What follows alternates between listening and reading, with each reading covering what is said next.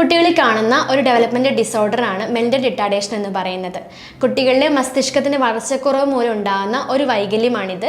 ഇതിന് നമ്മൾ ബുദ്ധിമാന്ദ്യമെന്നും mental retardation എന്നൊക്കെ പറയാറുണ്ട്.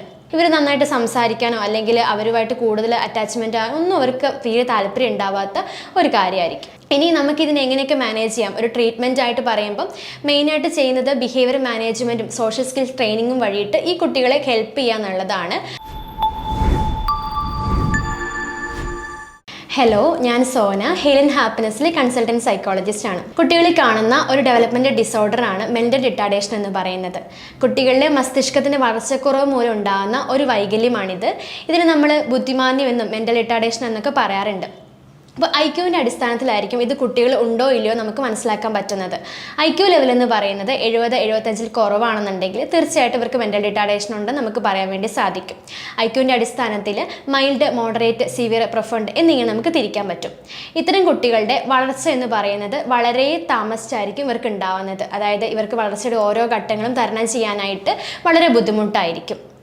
ഇനി ഈ ഒരു മെൻ്റൽ റിട്ടാർഡേഷനിൽ ഉണ്ടാകുന്ന മെയിനായിട്ടുള്ള ലക്ഷണങ്ങൾ, ഇത്തരം കുട്ടികളിൽ കാണുന്ന മെയിനായിട്ടുള്ള സിംറ്റംസ് എന്തൊക്കെയാണെന്ന് നോക്കാം. ഒന്നാമതായിട്ട് പറയുകയാണെങ്കിൽ അഡാപ്റ്റീവ് സ്കിൽസ് ഇവർക്ക് വളരെ കുറവായിരിക്കും. അതായത് ദൈനംദിന ജീവിതവുമായിട്ട് പൊരുത്തപ്പെടാനായിട്ട് ഇവർക്ക് വളരെ പ്രയാസമായിരിക്കും. മറ്റുള്ള ആളുകളുമായിട്ട് ഇടപെടാൻ, അതുപോലെ സ്വന്തം കാര്യങ്ങൾ ചെയ്യാൻ, ഇതിലൊക്കെ ഇവർക്ക് വളരെ ബുദ്ധിമുട്ടായിരിക്കും ഉണ്ടാവുന്നത്. അടുത്തതായിട്ട് ബുദ്ധി വളർച്ച ഇവർക്ക് വളരെ കുറവായിരിക്കും. Learning, memory, problem solving, decision making ഇങ്ങനെയുള്ള കാര്യങ്ങളെല്ലാം ഇവർക്ക് ബാക്കൗട്ടായിരിക്കും. ഇപ്പം പഠിക്കുന്ന കാര്യങ്ങളായാലും അല്ലെങ്കിൽ മറ്റ് എന്തെങ്കിലും തീരുമാനം എടുക്കുന്ന കാര്യങ്ങളായാലും ഇവർക്കതൊന്നും തീരെ പറ്റുന്ന കാര്യമായിരിക്കില്ല. സ്വന്തമായിട്ടൊരു തീരുമാനം എടുക്കാൻ, ഒരു പ്രോബ്ലം സോൾവ് ചെയ്യുന്ന സ്കില്ലോ അങ്ങനെയുള്ള കാര്യങ്ങളൊക്കെ ഇവർക്ക് വളരെ കുറവായിരിക്കും.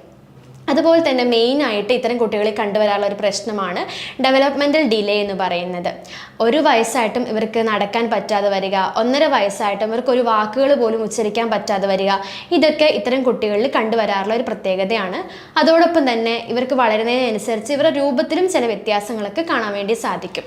ഓട്ടിസം ഉള്ള കുട്ടികളും ജനിതക വൈകല്യമുള്ള കുട്ടികളിലുമായിരിക്കും നമ്മൾ ഈ പ്രശ്നം മെയിനായിട്ടും കണ്ടുവരാറുള്ളത്.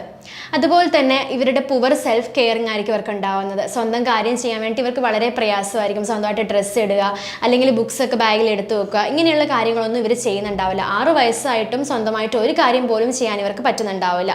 അതുപോലെ തന്നെ പുവർ സ്കൂൾ പെർഫോമൻസ് ആയിരിക്കും. ഇപ്പം എഴുതാനായിക്കോട്ടെ, വായിക്കാനായിക്കോട്ടെ, അല്ലെങ്കിൽ കണക്ക് കൂട്ടുന്ന കാര്യത്തിലായിക്കോട്ടെ 6 വയസ്സായിട്ടും അതിനൊന്നും പറ്റാതെ എല്ലാത്തിനും ഒരു ബാക്കോട്ട് നിൽക്കുന്ന അവസ്ഥയായിരിക്കും. ഇവരുടെ ഈ ഒരു കുട്ടികളുടെ സെയിം ഏജിലുള്ള കുട്ടികൾ ചെയ്യുന്ന ഒരു കാര്യം പോലും ഇവർക്ക് ചെയ്യാൻ പറ്റില്ല എന്നുള്ളതാണ് മറ്റൊരു പ്രത്യേകത. ഇത്തരം കുട്ടികൾക്ക് ഫ്രണ്ട്സ് എന്ന് പറയുന്നത് വളരെ കുറവായിരിക്കും. വലിയൊരു കമ്പനിയോ കാര്യങ്ങളോ ഒന്നും ആരോട് ഇവർക്ക് ഉണ്ടാവത്തില്ല. സ്കൂൾ വിട്ട വീട്, വീട് വിട്ട സ്കൂൾ, ആ ഒരു രീതിയായിരിക്കും ഇവർക്ക് ഉണ്ടാവുന്നത്. ഇവരുടെ ഏജിലുള്ള മറ്റു കുട്ടികളെ കമ്പയർ ചെയ്യുമ്പം ഇവരുടെ സ്വഭാവം എന്ന് പറയുന്നത് അവരിലേക്കാളും ഒരുപാട് ഡിഫറൻ്റ് ആയിട്ടായിരിക്കും ഉണ്ടാവുന്നത്. അതുപോലെ തന്നെ ഒരു ഫാമിലി ഫംഗ്ഷന് പോകുമ്പോൾ ഇവരാരോടും സംസാരിക്കില്ല, ഒരു ഒതുങ്ങി നിൽക്കുന്ന ക്യാരക്ടർ ആയിരിക്കും. അതുപോലെ തന്നെ സ്കൂളിലാണെങ്കിലും ഫ്രണ്ട്സിൻ്റെ അടുത്താലും ടീച്ചേഴ്സിൻ്റെ അടുത്താലും ഇവർ നന്നായിട്ട് സംസാരിക്കാനോ അല്ലെങ്കിൽ അവരുമായിട്ട് കൂടുതൽ അറ്റാച്ച്മെൻറ്റ് ഒന്നും അവർക്ക് തീരെ താല്പര്യം ഉണ്ടാവാത്ത ഒരു കാര്യമായിരിക്കും. നേരത്തെ പറഞ്ഞ പോലെ തന്നെ ഇത്തരം കുട്ടികളുടെ പ്രായത്തെ കമ്പയർ ചെയ്ത് കഴിയുമ്പം ഇവരുടെ ക്യാരക്ടർ എന്ന് പറയുന്നത് മറ്റു കുട്ടികളെക്കാളും ഒരുപാട് ഡിഫറൻ്റ് ആയിരിക്കും. അത് പഠിക്കുന്ന കാര്യത്തിലായാലും അല്ലെങ്കിൽ മറ്റുള്ളവരായിട്ട് ഇടപെടുന്ന കാര്യത്തിലായാലും ഒരാളെ അനുസരിക്കുന്ന കാര്യത്തിലായാലും എല്ലാം ഇവർ വളരെ പിന്നോക്കം നിൽക്കുന്ന അവസ്ഥയായിരിക്കും. പഠിക്കുന്ന കാര്യത്തിലാണെങ്കിൽ ഇവർക്ക് എത്ര പറഞ്ഞു കൊടുത്താലും ഓർമ്മയുണ്ടാവത്തില്ല. അതൊരു പേരൻസൊക്കെ ഒരു 10 പ്രാവശ്യം വിളിച്ചാൽ പോലും ഇവർ അനുസരിക്കുന്നുണ്ടാവില്ല. മറ്റുള്ള ആളുകളായിട്ട് ഇടപെടാനും ഒക്കെ ഇവർക്ക് വളരെ ബുദ്ധിമുട്ടായിരിക്കും. സെൽഫ് എസ്റ്റീം എന്ന് പറയുന്നതും ഇവർക്ക് വളരെ കുറവായിരിക്കും. ഇതുകൂടാതെ തന്നെ ബിഹേവിയർ ആയിട്ടും ഇവർക്ക് ഒരുപാട് പ്രോബ്ലംസ് ഉണ്ടാവാറുണ്ട്. മെയിനായിട്ട് പറയുകയാണെങ്കിൽ പെട്ടെന്ന് ദേഷ്യപ്പെടുകയും പൊട്ടിത്തെറിക്കുകയും ചെയ്യുന്ന ഒരു ക്യാരക്ടർ ആയിരിക്കും ഇവർക്ക് ഉണ്ടാവുന്നത്. അതുപോലെ തന്നെ മറ്റുള്ളവരുടെ ഇമോഷൻസ് അനുസരിച്ച് പെരുമാറാനൊന്നും ഇവർക്ക് തീരെ സാധിക്കുന്നുണ്ടാവില്ല. ഞാൻ ഇത് പറഞ്ഞാൽ അവർക്ക് വിഷമം ഉണ്ടാകുമോ അങ്ങനത്തെ ഒരു ചിന്തയും കാര്യങ്ങളൊന്നും ഇവർക്ക് ഉണ്ടാവത്തില്ല എന്നതും ഇവരുടെ മറ്റൊരു പ്രത്യേകതയാണ്. അതുപോലെ തന്നെയാണ് നേരത്തെ പറഞ്ഞ പോലെ ദേഷ്യപ്പെടുന്ന സമയത്ത് ഞാൻ ദേഷ്യപ്പെട്ട അവർക്ക് എന്തെങ്കിലും വിഷമമാകുമോ അങ്ങനെയുള്ള കാര്യങ്ങളൊന്നും ഇവർക്ക് ഉണ്ടാവത്തില്ല. പ്രത്യേകിച്ച് അങ്ങനെ കുറ്റബോധമോ കാര്യങ്ങളോ അങ്ങനെയുള്ളതൊന്നും ഇവർക്ക് ഉണ്ടാവത്തില്ല. അതുപോലെ തന്നെ ഇത്തരത്തിലുള്ള കുട്ടികൾക്ക് ഒരു സിറ്റുവേഷൻ അനുസരിച്ച് പെരുമാറാനും ഒന്നും തീരെ ഒരു താല്പര്യം ഉണ്ടാവത്തില്ല. ഇനി ഈ ഒരു മെൻ്റൽ റിട്ടാർഡേഷനുള്ള കുട്ടികൾക്ക് ഇത് വരാനായിട്ടുള്ള കാരണങ്ങൾ ഒരുപാടുണ്ട്. അതിൽ മെയിനായിട്ട് പറയുകയാണെങ്കിൽ ജനറ്റിക് ഫാക്ടേഴ്സ്, ജനിതകപരമായിട്ടുള്ള കാര്യങ്ങളാണ് മെയിനായിട്ട് നമ്മൾ പറയുന്നത്. രണ്ടാമതായിട്ട് പറയുമ്പം ഡെലിവറി സമയത്ത് കുട്ടികൾക്ക് ഉണ്ടാകുന്ന ബുദ്ധിമുട്ട്, ഹെഡ് ഇഞ്ചുറി കാര്യങ്ങളൊക്കെ സംഭവിക്കുകയാണെന്നുണ്ടെങ്കിൽ തീർച്ചയായിട്ടും ഈ ഒരു പ്രശ്നം കണ്ടുവരാനുള്ള ചാൻസ് ഉണ്ട്.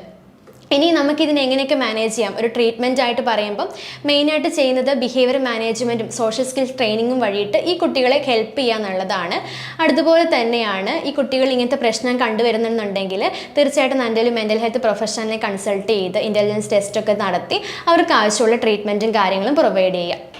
വീണ്ടും അടുത്തൊരു ഇൻഫോർമേറ്റീവ് ആയിട്ടുള്ള വീഡിയോ ആയിട്ട് കാണാം. താങ്ക്